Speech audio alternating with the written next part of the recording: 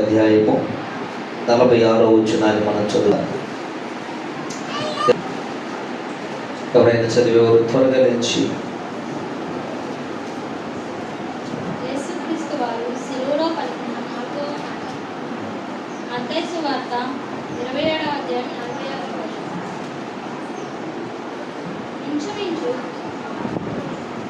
ఇంచుమించు 3 గంటలప్పుడు యేసు ఏలీ ఏలీ లామా సబక్తనీ కేక వేసెను. ఆ మాటకు నా దేవా నా దేవా నన్నెందుకు చేయి విడిచితివని అర్థం. దేవుని మాట. ఎవరైనా ప్రార్థన చేసి వాక్యం చదివిన బిడ్డలను, ప్రార్థన చేసిన బిడ్డలను ప్రభు ఆశీర్వదించునుగాక. ఆమేన్. హల్లెలూయా. 4వ మాటను మనం చదువుకుందాం. మత్తయి సువార్త 27 46వ వాక్యాన్ని. ఇంచుమించు 3 గంటలప్పుడు యేసు ఏలీ ఏలీ లామా సబక్తనీ అని బిగ్గరగా కేక వేసెను.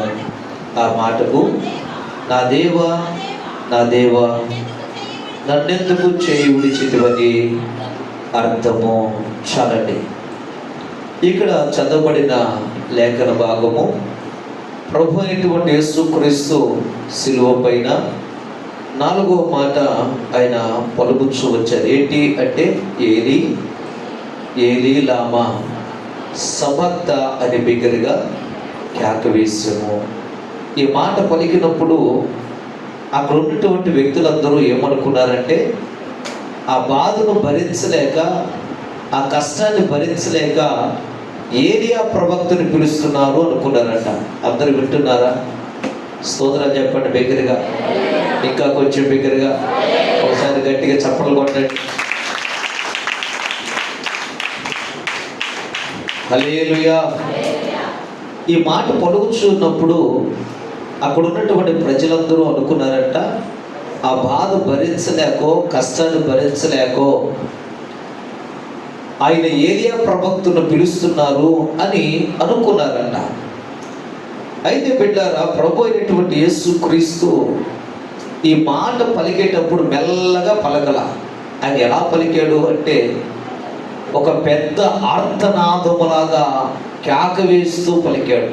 ఏమని అంటే, నా దేవా నా దేవా నా చేయి ఎందుకు విడిచితివి అని బిగ్గరగా కేక వేసి ఆయన ఆ మాట పలుకుతూ వచ్చాడు. బిడ్డలారా, ఎందుకు ఆయన బిగ్గరగా కేక వేశాడు అంటే, ఇప్పుడు దాకా చదువుకున్న మాట్లాడినటువంటి ఈ 3 మాటలు కూడా సూర్యుడు ఉన్నంతసేపు మాట్లాడుతూ వచ్చారు. అంటే వెలుగులో మాట్లాడాడు. ఇక్కడ నుంచి పలికే ప్రతి మాటలు కూడా అది ఎక్కడ మాట్లాడాడు అంటే చీకటిలో మాట్లాడాడు. అది మధ్యాహ్నమే, కానీ సూర్యుడు ఏమయ్యాడు అంటే కనుమరుగైపోయాడు. ఆ దృశ్యాన్ని సూర్యుడు చూడలేకపోయాడు. ఎందుకని అంటే, ఒక మంచి బైబుల్ చదివినటువంటి దైవజనులు ఒక మాట చెప్పారు. ఏంటి ఆ మాట అంటే బిడ్డలారా, ఎందుకు ఆ సమయంలో ఆ లోకమంతా చీకటి కమ్ముకుంటూ వచ్చింది? ఎందుకు చీకటి ఆవరించింది? ఆ సమయంలో శిలువ పైన ఉన్నప్పుడు 3 మాటలు మాట్లాడినప్పుడు వెలుగులో మాట్లాడారు. ఈ సమయం వచ్చేసరికి ఎందుకు చీకటిగా మారిపోయింది ఆ ప్రాంతం అంతా అంటే బిడ్డలారా, ఒక దైవజనుడు చెప్పిన మాట ఏంటంటే, ఆయన మరణము పొందుతూ ఉంటేనంట, ఆయన చనిపోతూ ఉంటేనంట, ఆ మరణాన్ని చూసి ప్రకృతి భయపడితేమో అన్న ఉద్దేశంతో సూర్యుడు కనిపించకుండా కనుమరుగైపోయాడంట ఆ రోజు. మీకు ఎంతమందికి అర్థమైందో? హల్లెలూయా. సూర్యుడు ఎందుకు ఆ సమయంలో కనిపించకుండా ఆయన కనుమరుగైపోయాడంటే, ఆ దృశ్యము చూసినప్పుడు, ఆ బాధ చూసినప్పుడు, ప్రాణము పెడుతున్నటువంటి యేసయ్యను చూసినప్పుడు ఆ బాధనంట సృష్టి చూడలేదేమో, సృష్టి చూసి బాధపడితేమో అన్న ఉద్దేశముతో, అది ఎవరికి సృష్టికి కనపడకుండా ఉండాలన్న ఉద్దేశముతో చీకటి కప్పేటట్లుగా చేశాడంట. దేవుని స్తోత్రాలు చేద్దాం దగ్గరగా. హల్లెలూయా. కటిక చీకటి కమ్ముతూ వచ్చింది. ఈ కటిక చీకటి అనేటువంటిది మనకి ఎక్కడ కనబడింది అంటే ఆది కాండంలో మనకు కనబడింది, నిర్గమకాండంలో మనకు కనబడింది బిడ్డలారా. ఏంటి నిర్గమకాండంలో అంటే మోషే తన ప్రజలను విడిపించడానికి, తన ప్రజలను సంరక్షించడానికి, ఆ ఐగుప్తు నుంచి విడిపించడానికి కొన్ని రకాలైనటువంటి తెగుళ్ళ ప్రాంతంలోకి వచ్చింది బిడ్డలారా. ఆ తెగుళ్ళలో 9వ తెగులు ఏంటేది అంటే ఆ దేశం అంతటి మీదకి కఠినమైన చీకటి వచ్చింది, కట్టిక చీకటి వచ్చింది. 3 దినాల పాటు తండ్రి ఎక్కడ ఉంటాడో తెలియదు, తల్లి ఎక్కడ ఉంటుందో తెలియదు, పాలు ఇచ్చేటువంటి తల్లి కనపడదు, పాలు తాగే బిడ్డ కనపడరు బిడ్డలారా. అలాగే ఎక్కడ నుంచి ఎక్కడికి వెళ్ళాలో కూడా తెలియదు. అంత కఠినమైన చీకటి ఐగుప్తు దేశం అంతా కమ్మింది. స్తోత్రాలు చెప్పండి. హల్లెలూయా. వారు విడుదల పొందే ముందు, వారు రక్షణ పొందే ముందు, గొర్రె పిల్ల వారి కోసం వధించబడే ముందు, పస్కా బలి పశు వధించబడే ముందు, ఆ కొమ్మాల పైన రక్తము ప్రోక్షించబడే ముందు, ఆ ప్రాణ త్యాగము చేయబడే ముందు బిడ్డలారా ఆ దేశం అంతా కూడా కటిక చీకటి కమ్ముకుందంట. అది ఐగుప్తు దేశములో ఆ సాదృశ్యం మనకు కనబడుతూ ఉంటది. హల్లెలూయా. అదే సాదృశ్యం మరలా మనకు ఎక్కడ కనపడుతుంది అంటే యేసయ్య 4వ మాట పలికే సమయంలో కనపడుతుంది. కట్టిక చీకటి ఆ ప్రాంతం అంతా కమ్ముకుంది బిడ్డలారా. ఆ సమయంలో ఆయన మాట్లాడుతుంటాడు, నా దేవా నా దేవా నన్నెందుకు చేయి విడిచితివి, చేయి విడిచి, ఎందుకు చేయి విడిచేవయ్యా? మన యేసయ్య ఎవరు అంటే, మన దేవుడు ఎవరు అంటే ఆయన చెయ్యి విడిచేవాడు కాదు బిడ్డలారా. చేయి విడువాడు, ఎప్పుడు విడనాడడు, ఎన్నడు చేయి విడువాడు, ఎప్పుడు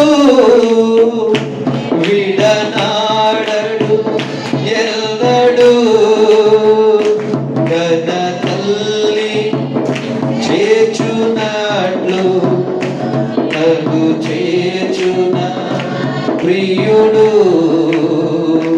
కన్న తల్లి చేచునట్లు నన్ను చేచున ప్రియుడు. హల్లెలూయా.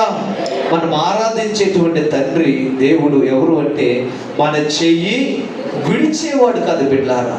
ఒకవేళ నువ్వు మందిరానికి వచ్చినా రాకపోయినా, ఒకవేళ ప్రభువును స్తుతించినా స్తుతించకపోయినా, ఇప్పుడు వరకు దేవుని నువ్వు నమ్మినా నమ్మకపోయినా, ఇప్పుడు వరకు సొంత రక్షకుడికి అంగీకరించకపోయినా, ఇప్పుడు వరకు భూమి మీద బ్రతికే ఉన్నావంటే ఇప్పటికీ దేవుని చేతిలోనే నీవు ఉన్నావు బిడ్డలారా. ఆయన చెయ్యి విడిచాడంటే దానికి అర్థం ఏంటంటే ఇక ఈ భూమి మీద నువ్వు లేవు అని అర్థం.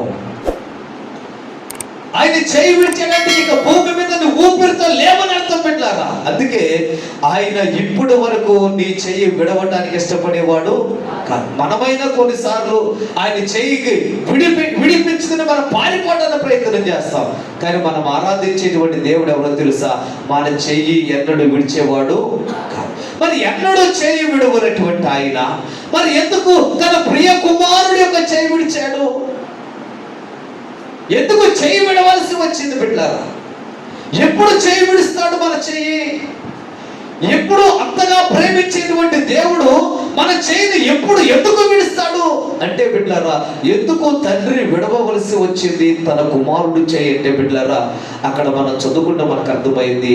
ఆయన ఆ స్థలానికి వచ్చింది దేనికంటే లోక పాపములన్నీ మోసుకుని వెళ్ళటానికి, పాప భారాన్ని మోయటానికి, పాప భారములు సిలువ పైన ఆయన అర్పించడానికి, ఆ సిలువ యాగము చేయడానికి ప్రభు అయినటువంటి యేసుక్రీస్తు ఆ స్థలానికి వచ్చాడు. ఎందుకు చెయ్యి విడిచాడు అంటే, ఎన్నడూ చెయ్యి విడవనటువంటి ఆయన ఎందుకు చెయ్యి విడవలసి వచ్చిందంటే బిడ్డలారా, ఆయన ఎవరు అంటే ఇప్పుడు లోక పాపములన్నీ ఆయన పైన మోపబడినే గనక ఆయన ఏమయ్యాడు అంటే పాపిగా మార్చబడుతూ వచ్చాడు, పాపిగా మార్చబడుతూ వచ్చాడు, శాపగ్రస్తుడిగా మార్చబడ్డాడు. ద్వితీయోపదేశ కాండములు అంటాడు, సిలువ పైన వేలాడిన ప్రతి మనుషుడు ఎవరంటే శాపగ్రస్తుడు అంటాడు బిడ్డలారా. సిలువ అనేటువంటిది మంచిదే కదమ్మో, సిలువ అనేటువంటిది అది మంచిదే కాదు. మనమేమో ఇప్పుడు చక్కగా సిలువ తీసుకుని ముందు పెట్టుకుంటాం, నొసుడు పైన వేసుకుంటాం, ఏమండి ఒంటి పైన వేసుకుంటున్నాం, ఇంటిలో పెట్టుకుంటున్నాం, గోడ పైన పెట్టుకుంటున్నాం, గోడలు కట్టించుకుంటున్నాం, ఫటాలు ఫ్రేములు చేసుకుని పెట్టుకుంటాం. సిలువ ఏమి అంత మంచిది? సిలువ అనేటువంటిది అది శాపగ్రస్తమైనది, అది శాపగ్రస్తమైనది. ఏ మనుషుడైతే రాను పైన ఎలాడబడతాడో ఆ మనుషుడు శాపగ్రస్తుడైన వాక్యం అంటుంది బిడ్డలారా. మరి ఆ శాపగ్రస్తమైన దానిని ఎందుకు మనం అంతగా ప్రేమిస్తున్నాము అంటే దానికి ఎప్పుడు ఆ విలువ వచ్చిందంటే బిడ్డలారా, ఆ శాపగ్రస్తమైన దానిపైన విలువైన రక్తము చిందించబడింది కనుక. గట్టిగా చెప్పకూడదు. విలువైన మనుషుడు రక్తాన్ని చిందించాడు కనుక, విలువైన మనుషుడు తన ప్రాణమును పెట్టాడు కనుక ఆ సిలువ మనకు విలువను తీసుకుని వచ్చింది, ఘనతను తీసుకుని వచ్చింది, జయాన్ని తీసుకుని వచ్చింది కనుక ఆ సిలువ మన ఇంటిలో పెట్టుకుంటున్నాం, మన మెడలో ధరించుకుంటున్నాం బిడ్డలారా. దేవుని స్తోత్రం చేద్దాం బిగ్గరగా, హల్లెలూయా. ఇప్పుడు ఎందుకు ఆయన చెయ్యి విడిచాడంటే బిడ్డలారా, మన పాపాలందరి నిమిత్తము ఆయన పైన మోపబడ్డాయి కనుక తండ్రి ఏం చేశాడంటే ఎంతసేపు అంటే 1 నిమిషం మాత్రమే. ఎంతసేపు విడిచిపెట్టాడు? చోట అంటాడు భక్తుడు, అయ్యా నీవు నన్ను నిమిషము మాత్రమే విడిచిపెట్టితివి అన్నాడు. నిమిషం మాత్రమే, ఎక్కువసేపు కాదు, 1 నిమిషం మాత్రమే. ఎందుకు విడిచిపెట్టాల్సి వచ్చింది అంటే బిడ్డలారా, ఒక భక్తుడు ఏమంటాడంటే ఆయన విడిచిపెట్టడం అంటే ఎలాగంటే, ఇప్పుడు దాకా మీకు తిరిగి ఉన్నాను కదా, ఇలాగూ మీ వైపు ఇలా తిరిగి ఉన్నాను కదా, ఆయన విడిచిపెట్టడం అంటే తన ముఖాన్ని త్రిప్పుకున్నాడంట పక్కకంటే. అంటే అర్థం ఏంటో తెలుసా? ఇలా వెనక్కి తిరిగాడు. ఎందుకని అంటే యెషయా భక్తుడు అంటాడు, అయ్యా మీ మీద నాకు ద్వేషమేమి లేదు, మీ మీద నాకు కోపమేమి లేదు, మీరు నేను కలిసి ఉండలేకపోవటానికి గల కారణం ఏంటంటే మీకును నాకును మధ్యన మీ దోషాలు మాకు అడ్డుగా ఉన్నాయి. ఆ అడ్డుగా ఉన్నటువంటి దోషాలు నన్ను ఏం చేస్తాడంటే నేను కనపడనీయకుండా అవి మరుగు చేస్తున్నాయి, నేను కనపడకుండా అవి మరుగు చేస్తున్నాయి. కాబట్టి నేను నీ ముఖం వైపు చూస్తున్నా, నీ వైపు చూస్తాను. ఎందుకు నేను కనిపించట్లేదంటే మీ మధ్యలో ఉన్నటువంటి దోషాలు అవి ఏమైపోయినాయి అంటే మా ఎదుట అడ్డు గోడగా కనపడుతున్నాయి అన్నాడు. దేవుని స్తోత్రం. ఇప్పుడు ఎందుకు తండ్రి తన ముఖాన్ని తనకు పక్కకు తిప్పుకున్నాడు అంటే ఇప్పుడు మనకున్నటువంటి పాపములన్నీ, మన పైన ఉన్నటువంటి దోషాలన్నీ, మనకు అనుభవించిన ఆ శాపాలన్నీ కూడా ఇప్పుడు క్రీస్తు పైన మోపబడ్డాయి కనుక బిడ్డలారా, ఆయన ఏం చేశాడు? తన ముఖాన్ని తిప్పుకున్నాడు. ఇప్పుడు చెప్పండి బిడ్డలారా, యేసయ్యే కనుక చెయ్యి విడవకపోతే, యేసయ్యే కనుక చెయ్యి విడకపోతే బిడ్డలారా, యేసయ్య ప్రాణమును ఎవరు తీయలేరు. స్తోత్రం చెప్పండి, హల్లెలూయా. ఆయనే కనుక చెయ్యి విడవకపోతే తన ప్రాణాన్ని తీయగలిగిన వారు ఎవరు లేరు. ఆయనే కనుక తన ప్రాణాన్ని పెట్టకపోతే బిడ్డలారా మనకు విమోచన అనేటువంటిది కూడా లేదు. ఈ మధ్య కాలంలో ఒక సంఘటన జరిగింది. ఏంటి అంటే ఒక బాగానటువంటి ఒక బిడ్డ కోసం మేము ప్రార్థన చేశాం. బాగానటువంటి బిడ్డ కోసం మేము ప్రార్థన చేస్తున్నప్పుడు ఆ ప్రార్థన చేస్తున్నప్పుడు ఒక దేవుడు ఒక మాటను బయలుపరుస్తూ వచ్చాడు. ఏంటి అంటే ఆమె చాలా బాధతో, పేరుతో బాధపడుతుంది. చాలా బాధది, అది భరించలేనంత బాధ. ఆ బాధతో బాధపడుతూ ఉంటే దేవుడు మాట్లాడాడు, మీరు ఎంతసేపు ప్రార్థన చేస్తారో అంతసేపు వాళ్ళని నేను బ్రతికిస్తూనే ఉంటాను. మీరు ఎంతసేపు ప్రార్థన చేస్తారో అన్ని దినాలు బ్రతికిస్తా, కానీ బ్రతికినన్ని దినాలు ఆ బాధను ఆమె భరిస్తూనే ఉండాలి. ఆమె బ్రతికినంత కాలం ఆ శోధన భరిస్తూనే ఉండాలి. తినలేదు, బ్రేకలేదు, తాగలేదు, ఏది చేయలేదు, బ్రతుకుతున్నంత సేపు వాళ్ళు అలాగే ఉండాలి అని దేవుడు మాట్లాడేసరికి నాకు భయం అనిపించింది. ప్రభువా, ఈ బాధ భరించే కంటే, ఎందుకంటే వాళ్ళు అనుకుంటున్నాం, అయ్యా ఈ బాధ మేము భరించలేము, చంపే అన్న ఆ ఆక్రాంతం ఉంటుంది బిడ్డారా. నేను చిన్న పురుగులు కూడా తొందరగా చంపడానికి ఇష్టపడను. చంపేనా దాన్ని నలిపేస్తా. ఎందుకంటే ఇట్లా కుంటుకుంటూ బాధపడుతూ నడుస్తుంది అనుకో, అసలు ఎంత బాధ వచ్చింది. ఎందుకు చంపేద్దాన్ని, ఎందుకు దాన్ని కొట్టాను అన్న బాధ వచ్చింది. ఒకవేళ చంపవలసి వస్తే దాన్ని పూర్తిగా చంపేస్తా, నలిపేస్తా. అంతేగాని అది కొద్దిగా ప్రాణముతో ఉండి అలా ఉంటే దాన్ని నేను చూడలేదు. అది నన్ను పద్దార్లు హెచ్చరిక చేస్తుంది, నన్ను కొట్టావు అని. అది పడుతున్న బాధ మనతో చెప్పలేదు, కానీ ఆ బాధ నేను అనుభవిస్తూ ఉంటా. హల్లెలూయా. మీకు ఎంతమందికి ఫీలింగ్ ఉందో లేదో నాకు తెలియదు, కానీ ఏదైనా అలా కుంటుకుంటూ కనపడుతుందని కొట్టి చంపేస్తుందండి. ఎందుకంటే అది నొప్పిని అనుభవించకూడదు, బాధను అనుభవించకూడదు, దాన్ని చంపేస్తారు బిడ్డలారా. ఇప్పుడు బాధతో ఉన్నటువంటి యేసయ్య చెయ్యి విడవకపోతే అతని ప్రాణం పోవటానికి అవకాశము ఉండదు. అందుకే బిడ్డలారా, పాపి అయినటువంటి మనుషుడు యేసయ్యతో ఉండలేడు కనుక తన ముఖాన్ని ఆయన పక్కకు తిప్పుకున్నాడు. అందుకే యేసయ్యను ఒక్కసారి చేయి విడిచాడు. ఎందుకంటే పాపిని ప్రేమిస్తాడు, కానీ పాపమును ఆయన ఏం చేస్తాడంటే ద్వేషిస్తాడు. యేసయ్య ఎందుకు యేసయ్యని చేయి విడిచాడంటే బిడ్డలారా, లోక పాపములన్నీ ఆయన పైన మోపబడి ఉన్నాయి కనుక ఆయన చేయి విడవలసి వచ్చింది. కాబట్టి తండ్రి చేయి విడవకపోతే లోక కళ్యాణము జరిగేది కాదు, అనగా ఈ విమోచన క్రైదనం అర్పించబడేది కాదు. అది జరిగించడం కోసం బిడ్డలారా ఆ ప్రియ కుమారుడైనటువంటి యేసుక్రీస్తు యొక్క చెయ్య తండ్రి విడవడం జరిగింది. దాని ద్వారా మనకు గొప్ప విమోచన విడుదల కలిగింది. దేవుని స్తోత్రం చూద్దాం. హల్లెలూయా.